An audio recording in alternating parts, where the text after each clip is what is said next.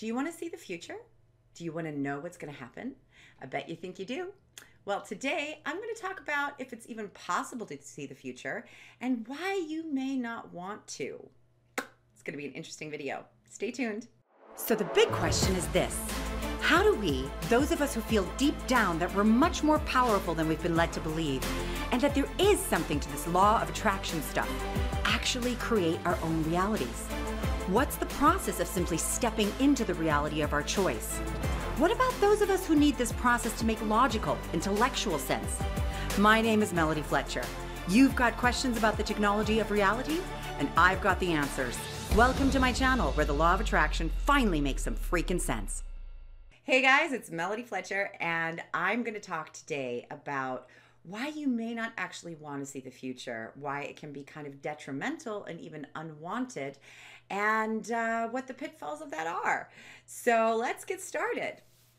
So I was having this conversation the other day about seeing the future. Is it possible to see the future? First of all, let's start with that. Yeah? Yes, it is possible to see the future, but you know there's going to be a big but in there, or a fancy but. However, yeah, you cannot see the absolute 100% for sure future. Yeah? All we can ever see, and it doesn't matter how psychic you are, it doesn't matter who you're working with, all you can ever see is potentials. You can read, if you are able to read someone's energy, you can read the potentials. So that might be a very strong potential that something's going to happen in their life, or they're going to manifest something. They've got some kind of a progression going. It's got a lot of momentum behind it, and you can kind of see where it's going to go. But always remember that no matter what the prediction is, somebody can make a new decision and completely change their energy, and then the potentials may very well shift quite drastically. Yeah. And even just telling somebody what's going to happen to them can actually cause that future to become invalidated. So all we can ever see is potentials, what is potentially going to happen and how strong that potential is, how much momentum you've got going, how much energy you've got behind that, how aligned you are with that potential or not. Now, a good energy reader can definitely do that. However, there may be a reason for you not to want to see your future. Now, I'm going to talk about it a little bit differently here, yeah, in terms of not just you working with psychics or people who can read your future, but you yourself in your own life, because I'm all about empowering you to do this work yourself and not to require assistance. That doesn't mean there's anything wrong with getting assistance, but not to require it all the time because you yourself don't have the power to do this. You absolutely do. So you may have never thought about it this way, but a desire is actually a type of future prediction, because a desire is actually a manifestation. You manifest desires. You must be a match to a desire. And this is why you can never actually desire anything without having the ability to manifest that thing, because it's already part of your progression. It's already something that you've manifested. You've manifested a desire, which is kind of the first step to manifesting the whole thing, right? The actual experience into your physical reality. So when you get a desire, that is like a glimpse of what's to come, or what's potentially to come. Now, people get very frustrated and very impatient when they manifest a desire and then the desire doesn't come to fruition instantly or within a very short amount of time. And when I say people, I mean all of us. It happens to me too. Yeah, you get a desire, you get really excited about it, you get really turned on by it, you're wanting to take action, you're ready, and then nothing happens. Crap, is the universe just messing with us? No. The universe is not an asshole. Yeah. So what's happening in that moment when there is a big delay between desire and fruition, yeah, is, well, many things can happen, because the desire coming in does not mean that this thing is going to come to fruition in the next 5 minutes. What it means is that a process has started, and it started enough for you to already manifest the desire. So it is part of a progression that's going to build. So what you want to realize is it started off the process. You've kicked off a process, but that doesn't mean that process is complete. So there may be some things for you to look at, maybe some resistance for you to get rid of, some fine tuning to do, some refocusing to do. These are all things that, you know, may need to happen as you get there. But what I want to talk to you about today is that when you get that desire and then it doesn't come to fruition, it's like you've seen the future. You've seen the future, you've seen a possible future, a potential future, one that you may want to choose and then can bring about, but you've seen the future, but it's not in the present yet, is it? It's not actually here yet. And that doesn't feel good. It feels frustrating. Yeah, it might even feel depressing. Yeah, and what that is showing us, that feeling when we get a desire and then it doesn't come to fruition, is the longer that gap and the more frustrating that gap is for you, the less you are trusting that you're actually going to get what you want. So the less of a match you are to it in that moment. That doesn't mean that you're doing anything wrong. It just means that, there's some more aligning to do. There might be, again, some resistance you have to get rid of, some negative beliefs that are blocking that you might want to shift out.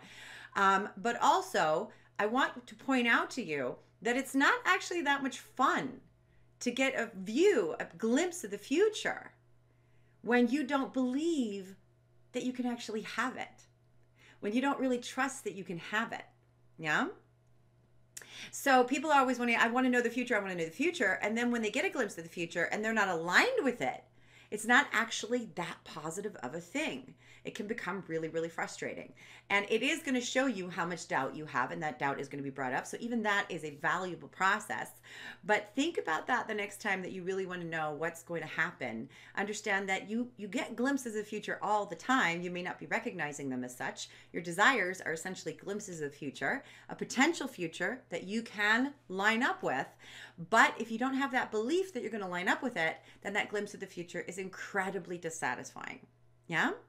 So we don't actually want to know too far ahead what's going to happen because we don't really want to wait for it. We want it to come in now. And of course, the more trusting we are and the more belief that we have in our power, the more we are in our power, the shorter that gap gets. Because ideally, desire and manifestation come in pretty much at the same time. And if you've never experienced that, that is delicious. I bet you have at times. It's when something comes in that is amazing and you didn't even know you wanted it until you saw it. And you went, oh my God, that's great. I didn't even know, but now that I see it, I wanted this. This makes perfect sense to me that I want this, that this is a match to my desires, but I hadn't actually crystallized them out in detail yet. But here it is until I saw it, right?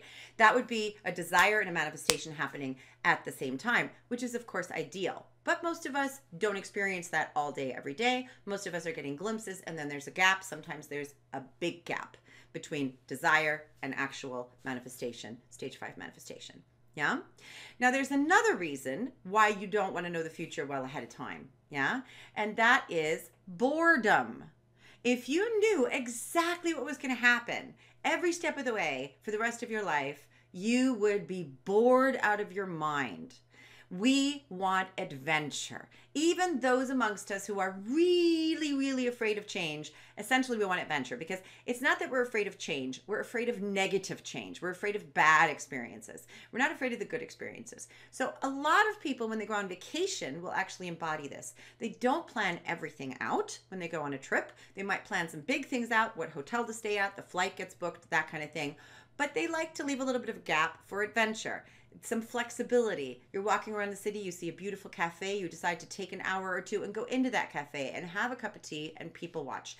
And we want to be able to do those things. We want, when somebody says, hey, let's go to this amazing thing I heard about tonight, that you actually have the flexibility to go do that and have adventures and experiences and awesome experiences that you wouldn't have been able to plan for, that you didn't even know were available to you.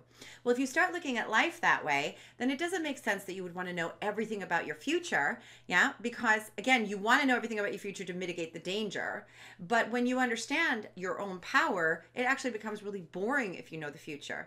You want to be able to come into an environment and go, I don't know why I'm here, but I know it's going to be amazing. Bring it, bring it, bring it. Yeah. And then that is super, super fun. And that plays right into the happy, shiny puppy metaphor, right? The symbol of the happy, shiny puppy, that you go into experiences expecting them to be awesome, and then they are. And you just play and you have a great time.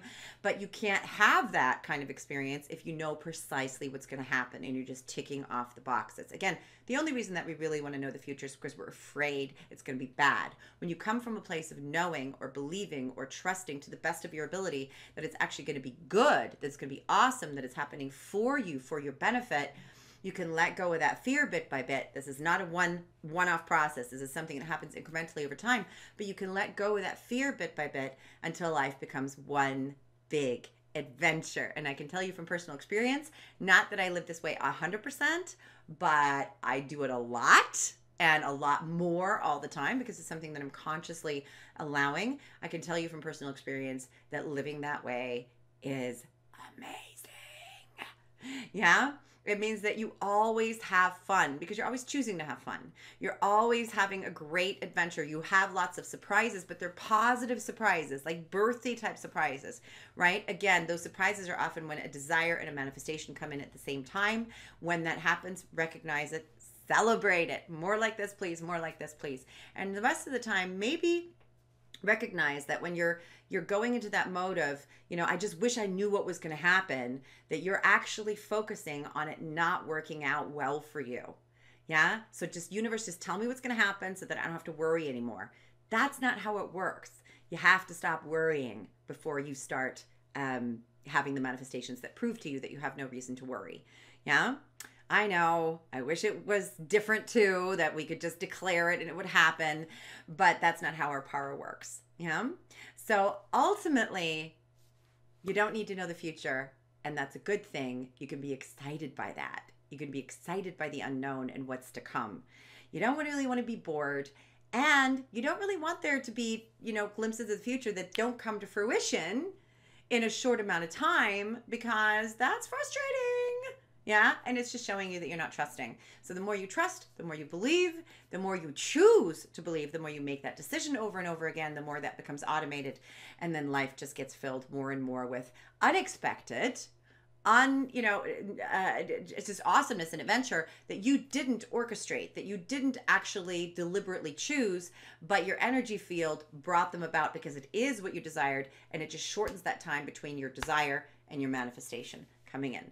So I know this was a little bit more advanced, but I hope it brought you some clarity about why knowing the future is actually not that great of a thing, and why ultimately in this game that we're playing, it's not something that is incredibly helpful most of the time.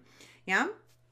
So I would love to hear from you now and hear what are some of the future glimpses that you've gotten, and in hindsight, where maybe you can see where desire came in and then a manifestation came much later, and how perhaps you didn't actually need to worry so much because it came about anyway.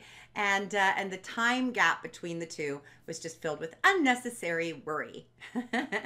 So give me your experiences in the comment section. I'd love to read all about them. And if you have any questions that you'd like me to answer, go ahead and put them there as well. Until next week, I want to thank you for bringing your light to the world, and consider yourself smushily hugged.